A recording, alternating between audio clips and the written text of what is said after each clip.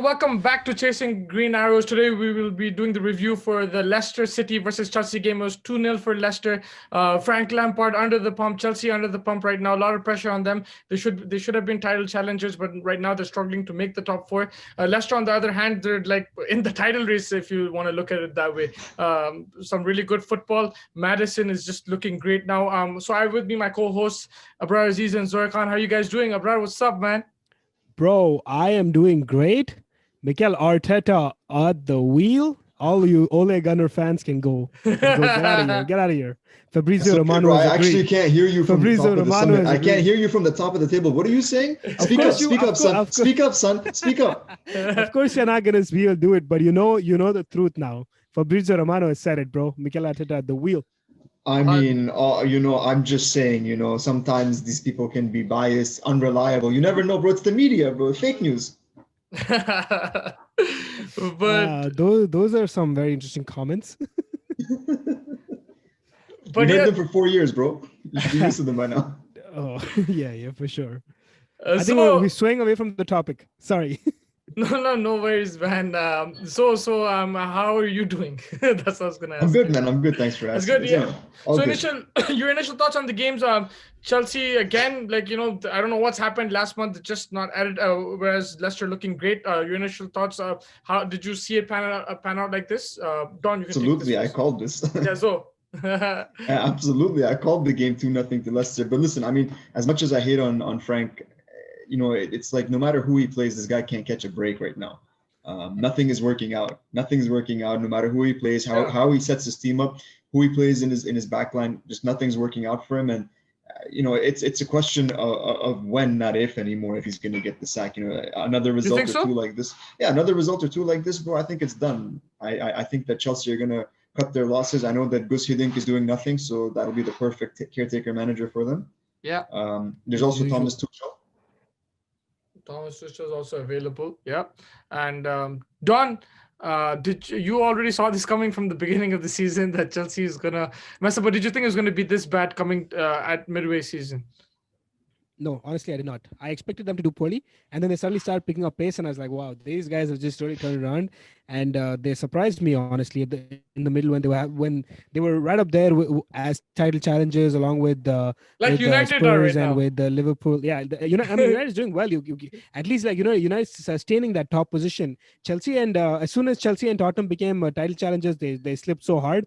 It's funny. So, it was surprising. I expected them to take a few months to kind of gel and stuff like that, but I didn't expect them to be eighth position and really struggling. And they're really struggling right now. Like Zoe mentioned, they can't catch a break at this moment. And a couple more results, I honestly think that would be the end of the road for Frank Lampard. Yeah, I mean, I completely agree with that. I also Leicester, on the other hand, though, is looking really good. No one's really talking about them and title challengers and stuff like that. Even last season, if you know, they dropped off the pace after the resumption of after the COVID impact and stuff like that. But man, these guys were good last season. They're continuing to be good. I mean, the players, the game we saw, they were completely dominant. There was not much Chelsea could do. It was a good performance. They're just a good team, man. They have good players pretty much everywhere. I've been hyping up Fofana all season. Like, they've got a solid back line. Kasper Schmeichel is really good. Brendon Rodgers is a good manager. He might not be a great manager, but he's a really good manager. He doesn't get enough credit. I think he's improving day by day as well. I think Leicester's just the right sort of, like, it was the perfect match. It was a good club that had ambitions, but maybe the pressure wasn't that much. They had some investment. They have Thai owners. So it's not like they're broke either. But at the same time, it's not the same thing as working at like a Liverpool, an Arsenal, a Chelsea, a Man City, any of these clubs. He had that space to implement his ideas and really get them to buy in, and it's beginning to pay dividends in a big way. Yeah, absolutely. 100% agree with that. And let's crack down with the player ratings. So, you ready with Chelsea's player ratings? Yeah, I got you. You can be as critical as you want because right now they're not doing well. But let's go with Mendy and goal. I mean, honestly, bro, I thought Mendy played great, all things considered. It sucks that he had to concede 2 goals, but he really got sold short by his defense all game. If you look at the Ndidi goal, that was poor closing out. If you look at the Maddison goal, again, just no one's tracking that run. he made some big saves one-on-one. The save against Tielemans with his feet was fantastic. Yeah. So, even though he's on the losing side, he conceded a couple of goals. I still got to give him a 7 out of 10, man. I think he played really well. 7 out of 10 for Mendy. And then moving on to Reece James, he looked kind of rusty, I think, coming back from injury. So your thoughts on his performance? Yo, my man Reece James got turned into Reese's Pieces, bro. This guy was all over the place. All over the place. Yo, there is that thing. It's that injury layoff. Maybe he's rusty, but his positioning was poor. His tracking was off all game. If you think about it, he didn't track Maddison when he was making that run, which meant that he got through clean. Same thing with the James Justin header. Should have closed out. Should have tracked the fullback better, but didn't. What can I say? He had a few chances at the other end, but really, it's not a performance to be proud of at all. At a certain point in time, we were talking about how Reece James is, one of the better right backs in the game, if not the best right back in the league right now. He was a contender. But on this performance, that's kind of all gone back to zero. We'll see how he keeps playing. But yeah, this was something to be ashamed of. Not a performance to be proud of at all. I give him a 4 out of 10. 4 out of 10 for Reece James. And Rudiger, your thoughts on his performance? So he's been getting selected over Zuma recently. So there is improvement in his game. Some of that is Frank's chopping and changing, but at the same time, he has been playing better over the past couple of games. He went from being their fifth choice center back, 1 foot out the door, to now going back to starting position. Again, I don't know how much of that is his form and how much of that is Frank not knowing how to pick a team. But he was okay. He's been a good option passing out the back, but again, he could have done better with the tracking. That run that Vardy made, where both him and Silva got sucked into it. You need to be doing better as a senior center back. He's been there for time. It's not like he's a fresh player either. Yes. I'll give him a 5 out of 10. Yeah, I think you got spot on. Like on the ball, he was decent, but off the ball, he was poor. I think positioning wise as well, it was kind of shocking by Rudiger. So yeah, I agree with that. And then moving on, I don't know why you think this guy is better than Vidic and Ferdinand, but Thiago Silva, your thoughts on his performance? Whoa. What is this, bro? What have you been listening to? Absolutely not, bro. This guy isn't better than Phil Jones, bro. What are you saying? No. To be honest, he's had a good start to the Premier League. That run Chelsea, the good run that Chelsea had, he was I wouldn't say backbone, but he played a really crucial part to that. But now this game, I don't know, like he was kind of exposed. Look, I get what you're saying, but at the same time, Thiago Silva was brought in to bring maturity and leadership to that back line. He was supposed to be that senior center back that Rudiger couldn't become, that all the other guys that they played couldn't become. Someone to mentor Zuma, someone to mentor the guys coming up through their youth. But what happened on that Vardy goal? Both center backs got sucked into it. They need to communicate with each other. They need to sort of know what's going on, where the other guys are. Make sure you're talking to your fullbacks. You're talking to your back line, and it didn't happen. He needed to have more of an impact defensively, and it wasn't it today, man. I'll give him a 5 out of 10 because he was still okay passing out, but still, it was a poor performance. Yeah, and then Ben Chilwell returning back to Leicester, to the King Power. He looked like Chelsea's best signing, I think, at one stage, but like coming back to his home club kind of froze out. Your thoughts on his performance? Yeah, man, Leicester's 12th man today. Ben Chilwell played great for Leicester. Look, he's always been an attacking attacking fullback, but he left his center back stranded way too often. He was getting up, but Pulisic was coming back more than Chilwell was, and you can't do that. You know how Leicester's going to play. You know they're going to hit on the break. They're going to play with pace. You need to come back and close out those spaces. All Brighton, it was like a field that he was walking in. He was taking a stroll. That's how much space that he had. Yeah. That's something that Chilwell needs to do, and he's shown that he's capable of doing that. But we didn't see it this game. I got to give him a 4 out of 10. Yeah, and his crossing and stuff wasn't as effective. It was kind of wasteful in this game as well. So. I'll get to that, but it's also like I guess the players that you're playing, the guys that they were playing up front, there wasn't really anybody that was, that's considered proficient in the air, unless we're going to consider Tammy Abraham proficient in the air. Yeah. Okay. And then moving on to Mason Mount. For me, this guy was probably the brightest guy on the Chelsea team. I thought that Frank's son played a good game. He was playing a little bit deeper than he usually does, but his link-up play. Did you just call him Frank's son? Yeah, I called him Frank's son. Yeah. I thought his link-up play was great. His movement was great on and off the ball. He was the one who was driving everything good that came out of Chelsea. The 1-2 he played with Pulisic, the 1-2s that were being played. He was the guy that was making everything work. His delivery from dead balls as well. Honestly, like I said, if there's one thing that Frank got right over the course of his 2 years, it's the development of Mason Mount. I'll give him a 7 out of 10. 7 out of 10 for Mason Mount. For you, he's Chelsea's best player. Then moving on to Kovacic. Kovacic is such a frustrating player, man. Like, he has the talent to be genuinely excellent. Yeah. And you see that in flashes. And you saw little glimpses of it today even. Sorry, not today, during the game. But at the same time, there's just, there's lapses in his game. Maybe you want to make the comparison to someone like Chaka. He could have done so much more to close out Ndidi on that. That was a speculative shot from pretty far out. If Kovacic tried to cover that, tried to close out the distance, he could have easily put Ndidi off that shot. And Ndidi's not a goal scorer. That was his first goal in like 2 years. Same thing with the Maddison goal. Could have closed out. Sorry, Maddison shot. Could have closed out. Didn't. Was slow to react. You need more. You need more from someone of his experience, someone of his supposed caliber. Again, bro, 5 out of 10. 5 out of 10 for Kovacic. And then Havertz, I think that was him, right? Who they got the penalty, but then they moved it into a free kick. No, that was Pulisic. That's Pulisic. Okay, sorry, my bad. But yeah, your thoughts on Havertz's performance? Listen, man, Havertz, today he was played in pretty much a number 10 role. He got played in his preferred position. He got played in the position that he was excelling at Leverkusen. So Frank tried to set up the team to maximize his talents, to make him feel comfortable. But I didn't see it today. We saw his performance. It was pretty much a nothing performance. His passing was poor. He didn't create any chances. Sure, he had maybe 1 or 2 instances of good link-up play, but these are all good players. You are going to see things like that. What you need is consistent spells of pressure, consistent spells of attacking football. And, it wasn't it with Havertz. He got subbed off in, the 67th minute, something like that? Yeah. So, Do you think his role is like what Maddison is doing at Leicester? Do you think that's what they brought him in to do? Listen, I can only see what he was doing at Leverkusen, right? And he was excelling for them. And the way that he was playing was that he was playing in a number 10 role. He was playing in a role forward. Yeah. It wasn't a 4-3-3. He had support. And he hasn't been played like that, at Chelsea. It's the same thing for Timo Werner. He hasn't been played like the way he was being played at Leipzig, So these things come into it. He's a really good player.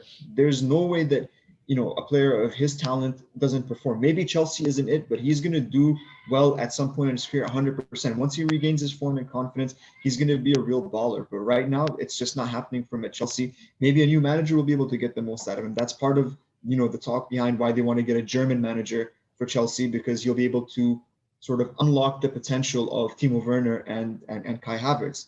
But so far, bro, it's not it. 4 out of 10. 4 out of 10 for Havertz. And then Callum Hudson-Odoi. Now, usually I like Callum, man. I think he's talented. I think he brings directness to Chelsea's game. He didn't get picked a lot coming into this, but he has been getting picked more and more often. And he has been performing when he has been picked. But today wasn't a good game for him. Today was a poor game for Chelsea overall. So it's not fair to single out someone like Callum, but still, he needs to help out his defender more. He needs to, he tried his best, but he gave the ball away way too often. Got subbed off in the 68th minute. So he was, clearly at the point where it's like Frank decided that, let me give this guy a rest and let someone else take a shot. I'll give him a 5 out of 10. 5 out of 10 for Hudson-Odoi. And then Pulisic? Pulisic was probably the best of Chelsea's starting front four. I thought he made some intelligent runs. He, won the free kick. That could have been a penalty. So, it was a penalty, but converted into a free kick. I mean, it was never a penalty, but sure. Well, I mean, it was given a penalty. Yeah. The foul that was committed over there. Pulisic won that, but you have to be Bruno to actually get that penalty. Absolutely, you have to be Bruno to get those penalties. It's not everybody's game to win these penalties. You guys. But again, I thought that even though he was the best of the front four, it's not like the bar was very high. He was inaccurate with his passing. He got dispossessed a bunch, and I think the further the game, the longer the game went on, Leicester really figured out how to nullify him, to put players blocking him in the channels that he likes to get into, and basically eliminated his influence from the game. I'll give him a 6 out of 10 for the brightness that he had in the first half at least. Yeah, and I think the last starter, Tammy Abraham. You're getting kind of like Martial vibes from him. Like, I mean, he has talent, but not finishing. Don't you dare compare him to Tony. Don't you dare compare him to Tony. But listen, he was doing well before him, and even Werner to a certain extent. They were scoring goals in the beginning of in the middle of the season. Don't you dare compare him to Tony. He's better. Oof. Yeah, Tony is better. No, Tony is better. Not, I know what you're trying to say, but it came out all wrong. Shit. yeah. Bro, listen, you worry about your players. Let me worry about mine, okay? Fair enough. Yeah, sorry, your thoughts on Coming Tammy. back to Tammy, though. Listen, how much can you blame the guy? There was poor service. It's not like he was having any help coming from the midfield, coming forward to him.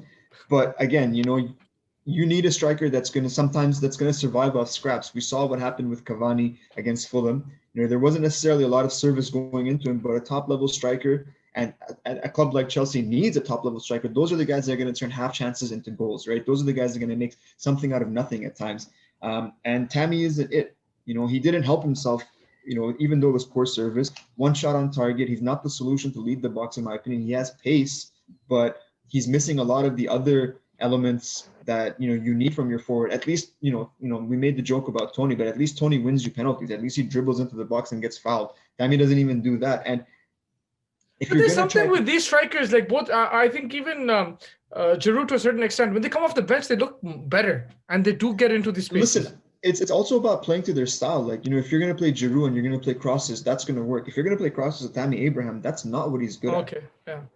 So to me, it's like also like what style and what tactics are you employing, and that's on Frank. Frank needs to play tactics and style that's going to maximize the contribution of his players. And so far, like it didn't happen today, or in this game. Sorry, I keep saying today, but yeah, I'll give him a 5 out of 10, man. Like that's being generous, to be honest.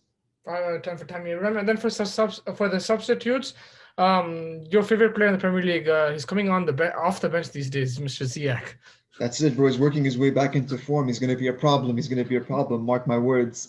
Look, he had a good delivery to Werner for the offside goal. That's not his fault. It was actually a beautiful dead ball delivery. Yeah. Should have done better with his shot. Mason Mount played him in beautifully, and I felt that he could have taken that shot on his right. It is his weaker foot, but we saw what elite players like Paul Pogba can do coming off their weaker foot. Ziyech needs to demonstrate that same ability if he wants to be a true baller. I'll give him a 6 out of 10. 6 out of 10, and then Timo Werner, man, nothing. This guy can't catch a break, bro. This guy can't catch a break, man. I thought it was a great finish to put the ball in the back of the net. You can see the talent is there, just that's not it. But clicking. the time, there's just something missing, Look, he looked lively when he came on. Yeah. There wasn't any end product, unfortunately, but this is probably like one of the better performances that I've seen from him in the last couple of games. That's how poor he's been overall. But I guess 6 out of 10 would be fair for Timo. 6 out of 10 for Timo. Yeah, I think that wraps up Chelsea's player ratings. Lampard, your thoughts on his performance as manager? This guy can't catch a break either, man. No matter what he does, no matter who he picks, he can't get it right.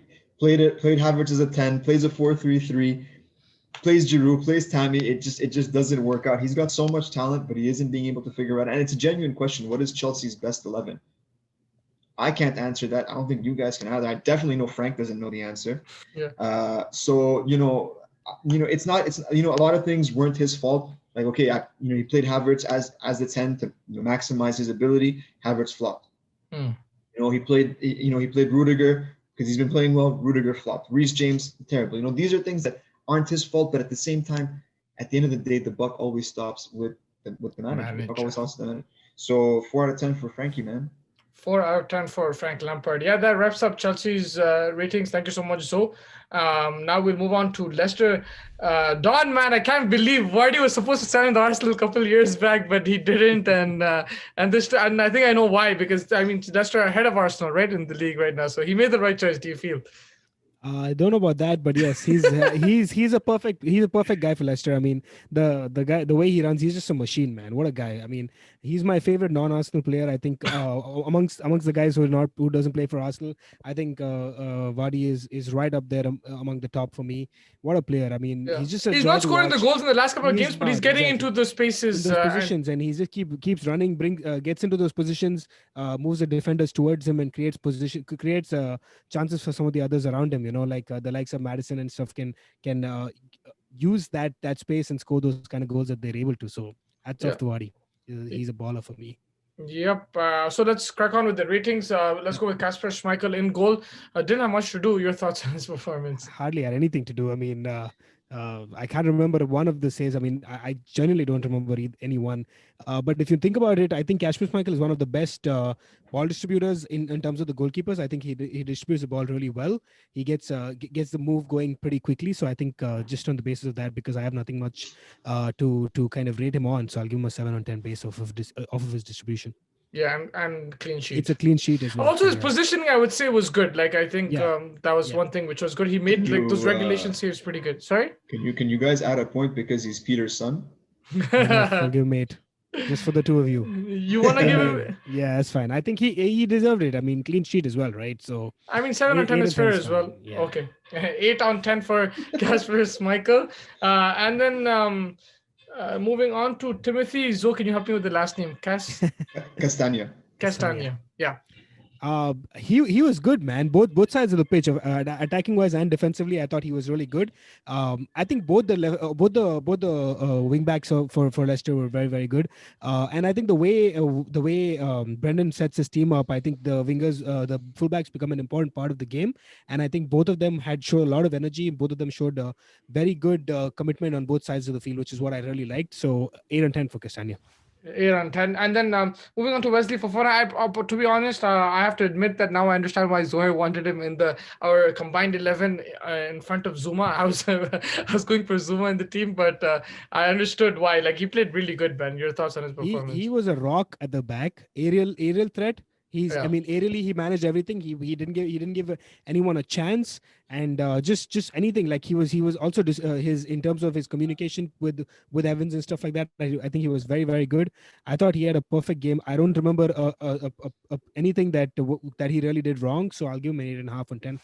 I want to make just a point about Fofana. Hype up my guy over here. But two things. First of all, Soyuncu is a really, really good center back, and Soyuncu can't get back into the team because of Fofana. And the other thing is, the Saliba that Arsenal signed. Saliba was supposed to be better than Fofana because they both came from the same team. They both came from Saint Etienne.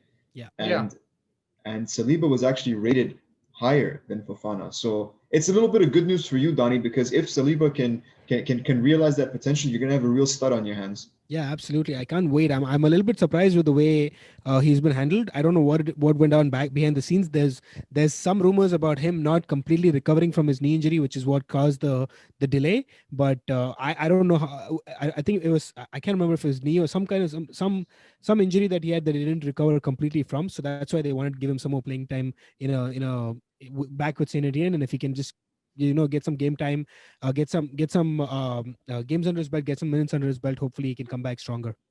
Yeah, no doubt. So Don, what's your rating? Sorry, 8.5. I think 8.5 out of 10 for Fofana. And then moving on, Johnny Evans, Man United legend at the back. Oh wow, man, he's just so solid at the back. Your thoughts on his performance? No, he's not. He almost gave away a penalty. but I think that was a mistake. I think that he could have avoided. He knew that he made it. Like he was. Yeah, exactly. As soon as he did, I think he realized that it was a big mistake. Luckily for him, it was just outside the box. So luckily, or do you think he planned it as outside the box? He knew that it was outside the box. Don't think there was any kind of planning over there. I think it's a matter of milliseconds. I don't know if they can plan like that, one step ahead, one step behind. I don't know if they can do that. Yeah, I'm joking. Yeah, so, you're probably right. So, but apart from that, he looked pretty good. Apart from that, he looked okay. Yes, for sure. I think apart from that, but I will have to dock off a couple of points because of that. Kind of a mistake that you shouldn't do as an experienced center back. Like you're in that team over Soyuncu because you are an experienced center back, and you can't afford to make such kind of mistakes. So 6.5 for him. 6.5. 6.5. Okay, that's rough. It is rough. The only reason I'm saying is because he should be the captain, the leader over there, and that kind of mistake could have cost it. Like it could have very easily been a different story had Chelsea got that penalty and got a goal up there. So, I'm not going to change the rating because that's your opinion. That's completely fine. But I just want to give you some stats: 5 interceptions, 4 clearances, 4 duels won. Not bad for a captain. Not bad at all. Like I said, I'm just docking off the points. What I want to know is how many points you're docking for the mistake. This is the real question. 2 points. Wow. Okay, fine. If you're gonna dock 2 points and because I was initially thinking 7.5, but I just thought I'll be a little bit more. I was thinking harsh. 9 out of 10 for Evans. No, but that mistake was really big, though, don't you think? That's the only reason. I mean, if you guys want to change it up, that's No, fine. no, no, Oh, I'm not it's gonna your change it. rating, I'm not man. gonna Yeah. change it. No, no, I just felt like that mistake I agree with at you. that time. Yeah, I agree with you. And if it was a penalty, we would be giving him maybe a 4 or a 5. But exactly. And I agree with you there. But I'm just saying, despite that, like I think he came back strong. He got aerially, he was really good. Clearances, I agree. tackles as well. So that's what I'm saying. But it's fine. It's completely. Yeah. You're being strict on a particular thing. That's your call. That's kind of what I'm going with. If they would have gotten a goal there, I things hope could have been there's no different. Leicester fans watching this, but I tend to piss people off generally. Like I have Aston Villa people who don't like me, so just making enemies left, right, and center. All right. So Evans But six. but genuinely only for that one reason. I think apart from that, he was really, really good. Yeah. Okay. And then okay, that's 6.5 out of 10 for Evans. And then moving on, James Justin. He's been very impressive this season. Like I said, I mean, I already mentioned when we were talking about Castagna as well. I think both the center, both the wing backs were incredible. Will you take him over Bellerin? No. Okay. Okay. But that's only because Bellerin's my boy. But I thought he Does was. Bellerin even play football, or is he just a model these days? Moving on, which is like not gonna answer that. But no, but I honestly thought that I thought he was very good both sides of the pitch. I think attacking wise and defensively, but I think just he has something in him that gives him that threat when he goes forward. It's just so nice to see that kind of play from when he attacks the ball, and he's always that kind of an extra added pressure on when he goes forward, and I think that's quite amazing to see. So 8.5 and 10 for him. I thought he was very, very good. 8.5 out of 10 for Justin. Moving on to Wilfred and Didi. He dominated the midfield. He did not give any of the Chelsea players a chance. Like it was just so nice to see that kind of domination. I mean, yes, Chelsea is struggling, but I thought he just bossed them and like if there was any confidence issues, I think it's gonna get worse because that guy played the midfield very, very well. He didn't give any of the Chelsea players chance, and that finish, bro, what a banger! Oof, yeah. So I think I thought he was almost the best player. I'm gonna give him a 9 on 10. I thought he was very, very good. Yeah, I agree with that. 9 out of 10 for NDD. And then moving on to Yuri Tielemans. He's just a hardworking guy. Like you tend, and I feel like his combination with NDD is working very well. I think that both of them complement each other very well. And he's just very hardworking guy. He did almost everything right. I don't see any faults that he would have made or anything of the sort. And I think he's a very good defensive midfielder that they're using that has really fit into that Leicester midfield. Yeah. So I think an 8 on 10 for him as well. I thought he was very good. 8 on 10 for Tielemans. And then moving on to Mark Albrighton. I think Zoe mentioned like he had a lot of space in this game. I was getting mentioning that with that situation where he had that much space, I just expected a little bit more from him. I just felt like if Mark Albrighton had a better game, I just felt like this could have very easily been 4-0, 5-0 or something of the sort. Because Mark Albrighton, I thought when he was moving forward, he wasn't able to use that space that he had, which Chilwell was giving him. I don't think he utilized it to the best of his ability. I thought he was just a slight bit lackluster in that in the front end of the pitch. And that's why I'm just going to give him a 6.5. But I thought he could have used that space a little bit more. Not an extra point for the assist.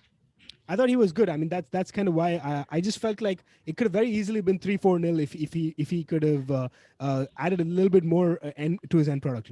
All right. If Don was a university professor, the class average would be a C+.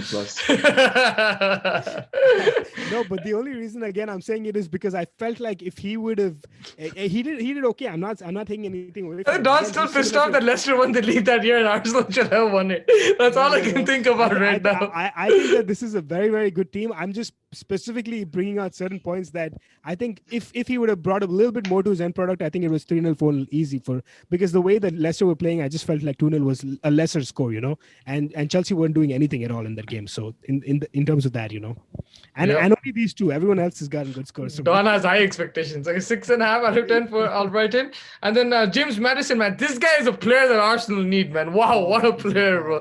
This guy is a baller. He's a baller, absolutely. Man. He hit the bar. He finished a beautiful goal. And sorry to cut you off, but this is what Leicester missed in the end of the season last year. Like they probably could have made top 4 with him there. 100%. I think that they could have definitely made top four. He's just so good. He's just so good on the ball, and he creates those chances for his front three. He looks energetic. He's like always in the game. I feel like Yeah. he's like he's like bringing his midfielders in the game. He's bringing his attackers in the game. He's just all over the place, and that's always nice to see someone using that number 10 and seeing so much energy over there. He did a very very good job. Like I said, he hit the bar. He finished a nice goal. I think it was a great game, 9 on 10 for him as well. 9 and 10. Yeah. Did any of you guys catch his post-match interview? I was just about to watch it before we started, but I couldn't watch it. It's a great interview. It's really good. Yeah. If you're not a Matters fan right now, I don't know what's wrong with you. You will be after this interview No, for sure. I love him. He's a baller. Yeah, Yeah.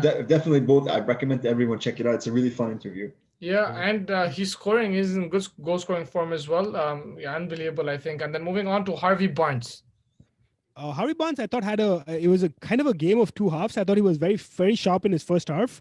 He looked like he looked like a threat, and every time he was getting the ball, and just felt like he faded off in the second half, and I didn't see him much in the second half, and that's why I'm just saying that. But I thought overall, I thought he had a pretty decent game, 7 on 10. 7 on 10. And Jimmy Vardy, he didn't score. But there was a chip, I think, and then even was it for Maddison's goal? He got the defender out. But I don't, It was yeah. Madison's. It was Madison's goal that he went down in the box actually. Yeah, he went down in the box. Could have been. Yeah, and Yeah. I think when we just started off the player ratings, also I was mentioning he's just such an energy, just a power pack performer. Like he's just running so hard. He's just like a machine when he runs, and he brings defenders towards him, and it creates chances for Albrighton, for Harvey Barnes, for. That's great. for- Like, when for you're not Maddison. scoring, if you can do that, that's just like, you pull. He always pulls defenders towards him because he's that kind of a threat. Like every time you see a Jamie Vardy run past you, you're always going to be thinking about moving towards him. and that's why you probably like think a- he's like one of the best strikers going around because of that situation. Like, even if he's drawing Absolutely. blanks, he's creating those runs. and stuff. Absolutely. I think in this moment in time with the current form of all the players, I think he is the best striker, in my opinion. I mean, you gotta consider with Vardy, man. Like the confidence is supreme. Yeah. Sure, the past couple of games he hasn't scored, but even then, no fear in taking on the shot. Once he gets the ball, it's not a question of if, it's when he's going to pull the trigger. But he also has the ability to really play in his teammates with the correct pass. The ball that he played to Tielemans was beautiful. The way he just bisected the Chelsea defenders and put Tielemans clear was really just nice to see, and it was an excellent piece of ability from a forward. From a guy who's built a lot of his game on being the fastest and most energetic, like you were saying, guy on the pitch, right? But what a player! Yeah, He's an absolute baller. I think he had a very, very good game overall. Just and I personally have a little bit of a bias. I'm giving 8 on 10, even though he didn't score, and you expect your striker to score goals. But 8 on 10 just because he brings players, and that's a trait that not a lot of these top level strikers have to pull defenders towards you with the kind of command that he does it. He really puts some fear into these defenders when he runs past them with that kind of space. And he's not young. He's not like Yeah, that's the he's thing. 33 or 34, I think, right now. Yeah, that's an At that excellent pace, point. yeah, he's just so good. I mean, for that reason, just 8 on 10 for him. To maintain that type of pace at this age, I think is unbelievable. I agree with you. 8 on 10 for Vardy, and then the subs didn't make much of an impact. Yeah. So let's Hardly any move on to impact. Brendon Rodgers. Like we already mentioned, he's doing a great job. And I think, we already saw signs of him like in Swansea. And then Liverpool, yes, he did mess up in his last season. But before that, he got them second with a team. Apart from Suarez and Gerrard, there wasn't much in it. So I think And Celtic as well. He did very, Celtic very as good. well. Yeah. So he's always showed signs and now there's consistency there. And it looks like he's improving as well day by day. So your thoughts on his performance? Absolutely. I think the like Zoe mentioned earlier in the interview as well. I think the fact that a team like Leicester really suits his style of play, that he gets to implement his ideas and stuff like that without the pressure of being a big club per se. I'm not taking anything away from Leicester. I think Leicester are doing very, very well since they won the since they won the Premier League. They've been consistently decent, and even last year they almost made the top 4. Even this year they look like they might make the top 4. They've been very, very good. But just the in terms of history or anything of that sort, they're probably not not up there with someone like a United or an Arsenal or let's say Chelsea or for that matter, you know, so those kind of teams. So I think it's a perfect team for him, and I think he's doing incredibly well. I just feel like he's also mellowed down as a person. I think when he was at Liverpool or when he was at Swansea, I think he was trying to talk a lot. I just felt that was a personal opinion. I just felt like he was trying to talk people. He was trying to like do unnecessary stuff to like create unnecessary situations. But I think he's quieted down in that sense. I think he's just focusing on what he does best, which is winning football games, and he's doing it brilliantly. I thought he got everything spot on in this game as well. 9 on 10 for him. 9 and 10 for Brendon Rodgers. Yeah, I think that wraps up the player ratings. Thank you guys so much. Any last thoughts on the game? Oh man, it's just one of those games that I really enjoyed watching. It was just a fun game to watch. And Leicester or Chelsea, who's making the top 4 in your opinion? Not hard at all. Leicester for sure. Yeah, you don't think Chelsea can turn it like how Arsenal is doing right now? Arsenal's still not turning it around as much as I would like, but hey, man, they won like 6 games on the trot. What do you want them to do? They drew one. If they won that one game, it would have been beautiful. It would have been like 29. So what are you guys? You guys are 2 points behind Chelsea right now? Yeah. Okay, so yeah, I mean, I'm not terrible. I'm just expecting a little bit more. I think injuries will play a part. If Leicester can keep Maddison and Vardy fit, then the top 4 is a realistic possibility. Yeah, especially with Liverpool really struggling right now. You know, Liverpool's chances of top 4 are at stake if they continue to be what they're doing, and Leicester, I think that they have a very good chance at that top 4. If Chelsea can turn things around quickly, I think they have a chance. If a few more games with the way they're going right now, if they continue to do like that, the way they're doing right now, it's going to really, they're suddenly going to like, you know, the point difference is not a lot. You need to win a couple of games on the trot and suddenly you feel like you're exactly. So like if you can catch momentum, the faster you can, the closer you'll get to that position. I think. The only thing is they have to do it quickly. Yeah, time's running out. This is the halfway point of the season, right? Exactly, and it's halfway. Like if you look at it, City's come into form at the right time. Yeah. United have been consistent for the past little bit, but I'm also worried about the fact that there's a dip coming. Yeah. Arsenal's been rounding into form at the perfect time. Sure, they had a rough start to the season, but Mikel's got them playing well, and the youngsters are really doing well. So that's right. It's a good time for them to play the way that they're doing because they can make that push up. Chelsea's dip is just bad timing as well. Yeah, I agree. Yeah, I think that wraps up this discussion. I think it was a lot of fun. Thank you guys so much. Some great points there. Hopefully catch you soon and enjoy the rest of your night.